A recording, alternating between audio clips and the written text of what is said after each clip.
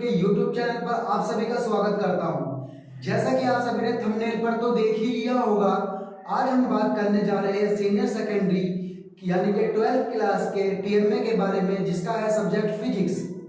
ज़्यादा समय व्यर्थ न करते हुए आइए स्टार्ट करते हैं फिजिक्स के TMA को।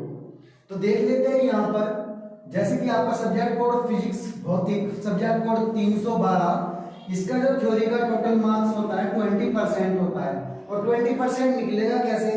आपका जो 100 नंबर का पेपर होता है उसमें से 20 नंबर आपके प्रैक्टिकल के होते हैं, 80 नंबर आपके थ्योरी के होते हैं। थ्योरी का जब हम 20% निकालेंगे वो आएगा आपका 16 नंबर। यानी कि फिजिक्स के TMA में आपको 16 नंबर में से मार्क्स मिलने हैं, जितने भी मिलने हैं। तो चलिए स्टार्ट करते हैं, देखते हैं पहला क्वेश्चन क्या है आपका। ये इसमें बताया गया है नंबर 1, प्रश्न नंबर 1, निम्नलिखित प्रश्नों में से किसी एक का उत्तर लगभग 40 से 60 शब्दों में दीजिए। क्वेश्चन नंबर पहले का हमने जो सेलेक्ट किया है वो ए है। बल को CGS प्रणाली में डायल में व्यक्त किया जाता है और SI प्रणाली में न्यूटन में व्यक्त किया जाता है। बल की इन दोनों प्रणाली के मात्रक के मध्य संबंध स्थापित कीजिए। यहां तक लिखने के बाद आपको आंसर स्टार्ट करना है। आंसर क्या है देख लेते हैं, आइए। नंबर 1 लिखकर लिखना है, बल केवल धक्का या खिंचाव है, इसे किसी वस्तु पर धक्का खिंचाव के रूप में वर्णित किया जा सकता है। नंबर 2, बल एक बाहरी एजेंट है जो किसी विशेष शरीर की गति या गति की स्थिति को बदलने में सक्षम है। इसकी एक परिमाप और एक दिशा होती है। बल की SI और CGS इकाई के बीच संबंध भी स्थापित करना है। आप यहां तक का स्क्रीनशॉट ले लीजिएगा ताकि मैं क्वेश्चन को आंसर को आगे की ओर लेकर चल सकूं। तो चलिए देखते हैं क्या है। यहां से लिखना है, बल की SI और CGS इकाई के बीच संबंध। हम जानते हैं कि बल का SI मात्रक न्यूटन है, बल की CGS इकाई डायन है। फिर यहां से लिखना, आपको ऐसे इक्वेशन सोल्व करनी है। ज्यादा क्या बताऊं, फिजिक्स के बच्चे आप समझ जाओगे। इक्वेशन सोल्व करिएगा, आगे चलिएगा। यहां तक का स्क्रीनशॉट ले लीजिए ताकि मैं क्वेश्चन को आगे की ओर लेकर चल सकूं। यहां तक आपने लिखा, इसके बाद चलते हैं नेक्स्ट की ओर। इसके बाद आपको यहां से लिखना है, ये इसलिए बल की SI और CGI के बीच संबंध है। यहां तक आपका क्वेश्चन नंबर 1 कंप्लीट हो जाता है। इसका स्क्रीनशॉट ले लीजिए ताकि मैं क्वेश्चन को दूसरे क्वेश्चन नंबर 2 की ओर चल सकूं। आइए देखते हैं क्वेश्चन नंबर 2 क्या है आपका। प्रश्न नंबर 2, निम्नलिखित प्रश्न में किसी एक का उत्तर लगभग 40 से 60 शब्दों में देना है। तो हमने जो क्वेश्चन नंबर 2 है, इसका जो हमने सिलेक्ट किया है वो है बी पार्ट। एक समांतर चतुर्भुज के विकर्ण, ये इक्वेशन है और ये सदिशों द्वारा दिए गए हैं। समांतर चतुर्भुज का क्षेत्रफल ज्ञात कीजिए। उत्तर लिखना स्टार्ट करना है। दिया हुआ ये और ये है, यहां तक का आप स्क्रीनशॉट ले लीजिए ताकि मैं क्वेश्चन को आगे की ओर दिखा सकूं आपको। फिर यहां से आप इस क्वेश्चन का स्क्रीनशॉट ले लीजिएगा। इक्वेशन को समझाने के लिए कोई टाइम नहीं है, कोई बात नहीं है, आप इसे समझ लीजिएगा अपने आप। आपको बस एज इट इज अपने प्रोजेक्ट पर उतारना है और सबमिट कर देना है। आपको अच्छे नंबर मिलने वाले हैं इसी के। स्क्रीनशॉट लेने के बाद चलिए चलते हैं क्वेश्चन नंबर 3 की ओर। 3 क्या है, वही 40 से 60 शब्दों में देना है। जो 3 का पार्ट है वो हमने चूज किया है पार्ट बी। एक बाज 50 मीटर की ऊंचाई पर एक खेत के ऊपर मंडरा रहा है। वे अपने ठीक नीचे एक चूहे को देखता है और 9.8 मीटर प्रति सेकंड के त्वरण के साथ बलवंत गोता लगाता है। बाज के बारे में निम्न चीजों की गणना करनी है। तो 2 चीजें उन्होंने हमें बताई है, इन 2 चीजों की गणना करनी है। जमीन पर पहुंचने से ठीक पहले यह किस गति से यात्रा कर रहा होगा, धरातल पर पहुंचने में कितना समय लगेगा। इन 2 क्वेश्चनों के आंसर इस क्वेश्चन के अंदर देने हैं। तो ठीक है, इसका स्क्रीनशॉट लीजिएगा और आगे की ओर चलते हैं। यहाँ पे इससे पहले लिख लेंगे, हम उत्तर लिखेंगे। एक बाज 50 मीटर की ऊंचाई पर एक मैदान के ऊपर मंडरा रहा है, त्वरण हुआ इसका ये। तो क्वेश्चन नंबर 1 देखते हैं, इसका क्या है। गति निर्धारित करने के लिए जमीन पर पहुंचने से ठीक पहले यात्रा करेगा। तो इसकी इक्वेशन ये लिखनी है, ठीक है। यहां तक लिखिएगा, स्क्रीनशॉट लीजिएगा या वीडियो को पॉज करके लिख लीजिएगा। चलो इतना आप लोगों ने लिख लिया होगा। अब हम चलते हैं क्वेश्चन को आगे की ओर लेकर। फिर यहां से लिखना स्टार्ट करिएगा। जहां बात शुरू में इज इक्वल टू यूएमएस पर सेकंड की आराम की स्थिति में है, फिर ये इक्वेशन सोल्व करनी है आपको। ऐसा का ऐसा उतार दीजिएगा। जमीन पर पहुंचने का अंतिम वेग ये होगा, अंतिम वेग यानी कि अंतिम वेग v is equal to 31 metre per second. ठीक है, यहां तक का आप स्क्रीनशॉट लीजिएगा। इसके बाद चलते हैं आगे की ओर लेकर क्वेश्चन को। क्वेश्चन नंबर 3 ही चल रहा है अभी। इसका दूसरे पॉइंट पे आते हैं। दूसरा पॉइंट क्या था? समीकरण v is equal to u80 का प्रयोग करते हुए इसका हम 3.1 सेकंड का समय जमीन पर पहुंचने पर लगेगा। ये हमने क्वेश्चन शो कर लिया यहाँ पर। यहाँ पर क्वेश्चन नंबर 3 यहाँ पर खत्म हो जाता है। चलिए चलते हैं, इसका भी स्क्रीनशॉट ले लीजिएगा। चलते हैं क्वेश्चन को क्वेश्चन नंबर 4 की ओर लेकर। क्वेश्चन नंबर 4 देखते हैं क्या है। निम्नलिखित प्रश्न में किसी एक का उत्तर लगभग 100 से 150 शब्दों में देना है। थोड़ा बड़ा क्वेश्चन आ जाता है यहाँ से। तो चलो चलते हैं क्वेश्चन नंबर 4 के ए की ओर। हमने एक चूज किया है इसमें। देखते क्या है। एक आदमी धरती पर 1.5 मीटर ऊंची छलांग लगा सकता है। अनुमानित ऊंचाई की गणना कीजिए कि वह एक ऐसे ग्रह पर कूदने में सक्षम हो सकता है जिसका घनत्व पृथ्वी का 1/4 है और जिसकी त्रिज्या पृथ्वी की त्रिज्या का 1/3 है। तो इसका आंसर लिखना स्टार्ट करेंगे।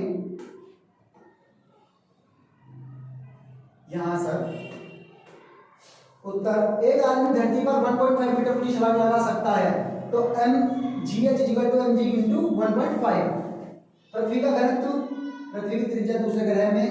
इसकी क्वेश्चन की इक्वेशन ये सोल्व कीजिएगा, यहां करिएगा। ठीक है, यहां तक का स्क्रीनशॉट ले लीजिए ताकि मैं क्वेश्चन को आगे की ओर आपको दिखा सकूं। चलिए चलते हैं आगे की ओर लेकर। ये यहां तक है, इसका स्क्रीनशॉट ले लीजिएगा ताकि मैं क्वेश्चन को आपको आगे की ओर दिखा सकूं। स्क्रीनशॉट लोगे तो थोड़ा सा बाद में प्रॉब्लम हो सकती है। आप इसको वीडियो को पॉज कर भी अपना आंसर लिख सकते हैं। ठीक है, यहां तक लिखने के बाद ये क्वेश्चन नंबर 4 आपका यहां पर खत्म हो जाता है। ठीक है, चलिए चलते हैं क्वेश्चन नंबर 5 की ओर। 5 क्या है आपका? निम्नलिखित प्रश्न में किसी एक का उत्तर लगभग 100 से 150 शब्दों में दीजिए। तो हमने इसमें क्वेश्चन नंबर 5 में ए यूज किया है। देखते हैं ए क्या है। निम्न समीकरण का उपयोग कीजिए, गति इज इक्वल टू आवर्ती इंटू तरंग दैर्घ्य। अब इनके आंसर देने हैं ए का, बी 2, ए और बी। ये इन आवर्तियों के साथ रेडियो सिग्नल की तरंग दैर्घ्य की गणना कीजिए, 200 और 1 mH। ठीक है, इन तरंग दैर्घ्यों के साथ रेडियो सिग्नल की आवर्ती की गणना कीजिए। ये यहां तक का आपका क्वेश्चन हो जाता है। आप इसका स्क्रीनशॉट ले लीजिए ताकि क्वेश्चन को खत्म करके अब हम आंसर की ओर चल सके। ठीक है, अब चलते हैं आंसर की ओर। आपका आंसर यहां से स्टार्ट हो जाता है। करना कुछ नहीं है, बस आपको एज इट इज अपनी कॉपी में उतारना है। इसका स्क्रीनशॉट ले लीजिए, वीडियो को पॉज कर लीजिएगा। अब देखते हैं वीडियो का नेक्स्ट पार्ट।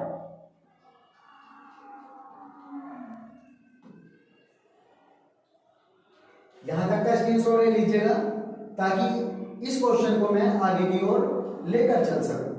हो गया आपका?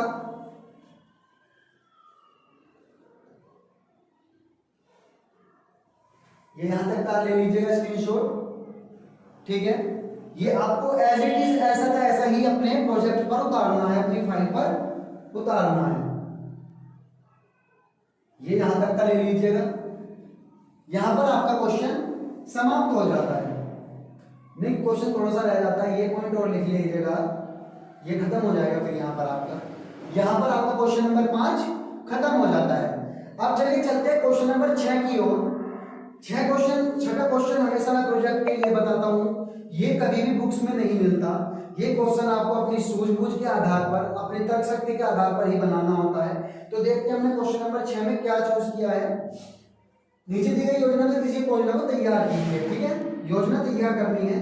तो हमने इसका जो है ए पार्ट चूज किया है फिजिक्स के क्वेश्चन का। ए पार्ट, एक संयुक्त सूक्ष्मदर्शी एक प्रकाशित उपकरण है जिसका उपयोग छोटी वस्तुओं की अत्यधिक आवर्ती प्रतिबिंब को देखने के लिए किया जाता है। एक संयुक्त सूक्ष्मदर्शी की अवधारण शक्ति को अंतिम प्रतिबिंब द्वारा आंख पर बने कोण के अनुपात के रूप में परिभाषित किया जाता है, जो वस्तु द्वारा आंख पर बने कोण के रूप में होता है। जब अंतिम प्रतिबिंब और वस्तु दोनों आंखों से सुस्पष्ट दृष्टि की न्यूनतम दूरी पर स्थित हो इसे m से निर्दिष्ट किया जाता है। गणितीय रूप में यह लिखा जा सकता है कि जहां m आवर्धन क्षमता है, m नेत्र लेंस द्वारा निर्मित और m अभिदृष्टिक लेंस द्वारा निर्मित आवर्धन है। एक संयुक्त सूक्ष्मदर्शी पर विचार कीजिए। ठीक है, यहाँ तक का स्क्रीनशॉट ले लीजिए ताकि मैं क्वेश्चन को दिखाई दिया है मैंने आपको। अब मैं आपको इसका आगे का पार्ट दिखा दूं क्वेश्चन का। ये आपका क्वेश्चन होता है पूरा यहाँ पर। लेंस द्वारा आवर्धन पर विचार कीजिए जिसमें 2 सेंटीमीटर फोकस लंबाई का एक अभिदर्शक लेंस है और 6.25 सेंटीमीटर फोकस लंबाई की नेत्रिका 15 सेंटीमीटर की दूरी से अलग होती है। ठीक है, अब इसके बाद ये है इसके पॉइंट, 4 पॉइंट है। आप इसका भी स्क्रीनशॉट ले लीजिएगा, क्वेश्चन को आगे की ओर लेके चलेंगे। ठीक है, ये इसका 5वां पॉइंट है। ठीक है, बढ़ाई जा सकती है। अब इसके बाद हम आंसर लिखना स्टार्ट करेंगे। आपको इसमें भी कुछ नहीं करना है, एज इट इज आपको अपनी कॉपी में लिखना है, अपने प्रोजेक्ट पे लिखना है, अपनी फाइल पे लिखना है और अपने AI सेंटर पर जाकर या अपने ऑनलाइन डैशबोर्ड पर जाकर आप इसे सबमिट करा दीजिएगा। आपको मेरी गारंटी है अच्छे से अच्छे नंबर अपने प्रोजेक्ट में, अपने TMA में जरूर मिलेंगे। आइए चलिए चलते हैं आगे की ओर। यहां से आपने स्क्रीनशॉट ले ही लिया होगा। अब यहाँ के बाद देखते हैं क्या है। आप इसका स्क्रीनशॉट ले लीजिएगा या वीडियो को पॉज करके देख लीजिएगा ताकि मैं वीडियो को आगे की ओर लेकर चल सकूं।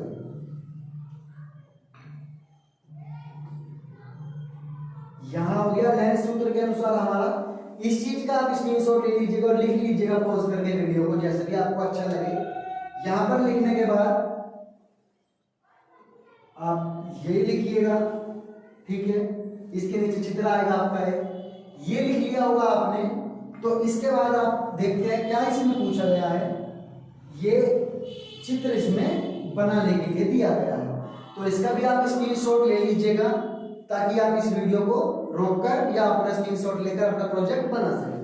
चलिए चलते हैं क्वेश्चन आंसर को आगे की ओर लेकर।